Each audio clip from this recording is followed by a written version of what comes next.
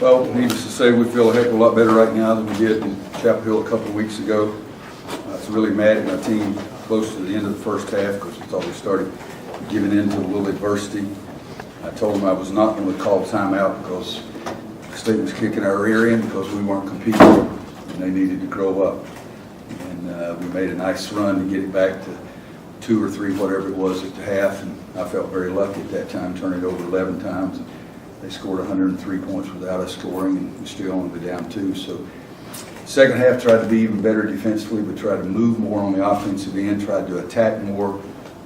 We talked about attack with your brain and also attack under control. And to shoot 78% in the second half, that's pretty impressive. Kenny, 0 points in the first half, missed his first 3, and scores 11 in the second half, including a huge 3. I think he made the 3 when it was like a 2-point game or something like that. And Theo making some drives, but Luke May was pretty special today. We had it out of bounds underneath with limited time. I forget how much it was now. He pulled up and shot it, but he had made 4 or 5 in a row, and I said, "Oh my God!" But he went in, so I said, "Good shot." But I thought Luke was sensational defensively. Theo was not very good, lost his man twice in a row, and yet his drive to the basket, the tough layup that he made, I thought could be a force too when they got it back down to a little bit closer. But 5 guys in double figures, you like that, shooting 56% for the game, but I still think we need to do a better job defensively. They shoot 55, but also the points off of second chances. At our place, they outscored us 22-18 today. We got them 21-7. So we won. We're getting out of town. Well, do you feel like defensively you guys are playing ball screens better than that first meeting?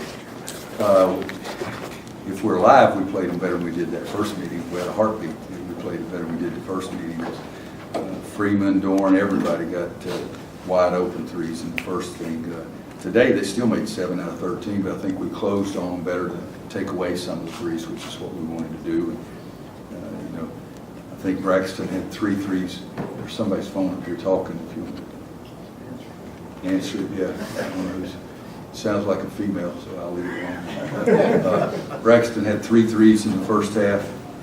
He didn't get in the second half. I think we did a better job trying to run him off. Sometimes the ball doesn't go in as much, and he did a great job for us today. But Luke May again, guys, 33 points, 17 rebounds. He did have 6 turnovers. I told him that too, but that's pretty impressive. To follow up there, Coach, it seemed like you made the decision not to switch off of Markel, which is what you Yeah, did last time over we there. just didn't do a very good job of it. We had so many situations. I thought Markel dominated the last 5 or 6 minutes of the regulation game and the overtime at our place because they had set the screen and they didn't until we was trying to take it out of your 7's hands. Joel fronted and Kenny fronted him, but they kept trying to drive Luke to the basket. Markel was really, really good. I don't know what his I think he's having a grow. He had 9 assists today, so that broke his streak of having double-double. He's really good. He's having a great year. Did the added movement in the second half on offense give Luke more room to operate? I don't know. I think we did a better job of our movement. We did a better job of cutting. Theo was more involved in the play in the second half than he was in the first half. First half, a lot of it was just standing around watching Joel dribble for a while. We tried to run 4 or 5 plays in a row where we brought somebody up the screen for Theo to get him more involved. But I just think it was the kids doing a little better job. And Luke was taking the ball to the basket. It was what I thought was the best thing he did. Yeah, he made a couple of threes, and one of them, as I said, really, really deep. But I think just taking the ball to the basket is what he was really successful with. I think you scored on Monday will 29 be of 30 possessions. I think you scored on 29 of 30 possessions in the second half when you didn't turn it over. But about the turnovers, 19 versus 2 the other night, was it a function of tempo or? Jekyll and Hyde, I don't know which team's going to show up. One showed up the other night, had 2 turnovers, and they were silly. One of them was a charge when all he had to do was make a bounce pass, and he'd give Luke a layup. And I can't even remember what Theo's second turnover was, but I love that. But I love today shooting 77% in the second half, too. I've never minded some turnovers. I don't mind 12, 13 if you've got a high possession game. 19's way too much, but I think one time Luke got a rebound, tries to make an out pass to Joel, and they knock it away. Then I think twice we throw the ball in bounds and they get it. I mean, it's just silliness. But high possession game, you can stand some turnovers more than you can low possession game. Joe? Monday will be the unusual game for you, but did this feel like a really cool NCAA regional playing Duke on Thursday, staying on Saturday? If I have to play those two back-to-back, two games in the NCAA, that'd be a pretty big challenge. We haven't talked about that. We just talked about that this is our schedule. Don't be going around complaining and crying and all that kind of stuff. We're going to play 3 games in 5 days. And we'll try to give you time between games to get your legs feeling better. Yesterday we had a 20-minute meeting. We were on the court an hour and 3 minutes, and that was it. And so we'll try to do the same thing tomorrow. And, you know, it's the first time North Carolina's had a chance since 1980 to win 3 games in 5 days. There's not many things that North Carolina hasn't done since 1980. Coach, Kenny Williams had 2 threes today, big one, and then 6 against Duke. Have you seen a change in what he's been doing after that kind of slump in January? You know, it's the same thing. I kept asking him, are you all right? And he'd say, yeah. And so I'm not going to try to talk him into being bad.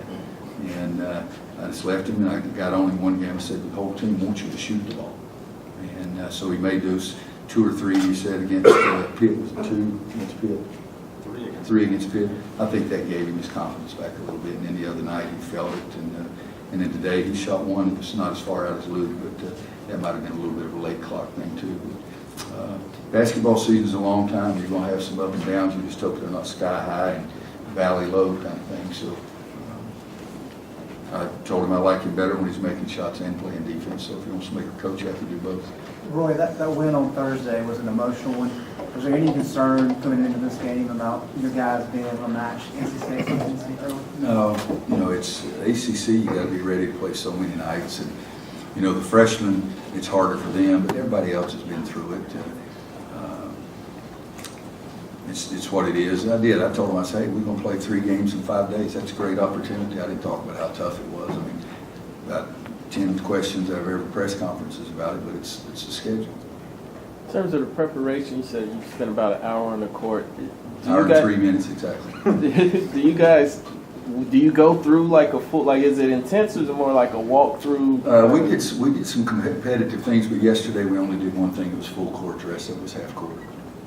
And we'll do similar kind of things tomorrow. You know, Notre Dame has to play today, and they have to travel. We travel, 40 minutes, but still got to play Monday night at whatever time it is. That's 7 o'clock. At least it's not 9. It's a ticket to 9 o'clock. Anybody else? Coach, how impressed were you with your team's composure and being able to respond to that 19-0 run with a 7-0 run to end the first half? Well, I wasn't very impressed with it. That's when they chewed their butts out. I thought we stunk. And so I said that to them at the timeout, as inside 4 minutes. I told them, I am not going to bail you out. You dug this daggone hole, so we'll play. And I chewed them out because it was stupidity that caused part of it. And I said, if you do what I tell you to do, it'll work, and we'll be there at the end of the half, and we'll have a chance. And I did at halftime. I felt pretty good because I didn't think we played very well at all. And we were just 2 down, and they were pretty emotional. The crowd was really into it. So. Thanks, everybody. Our locker room. Please let the coach lead first.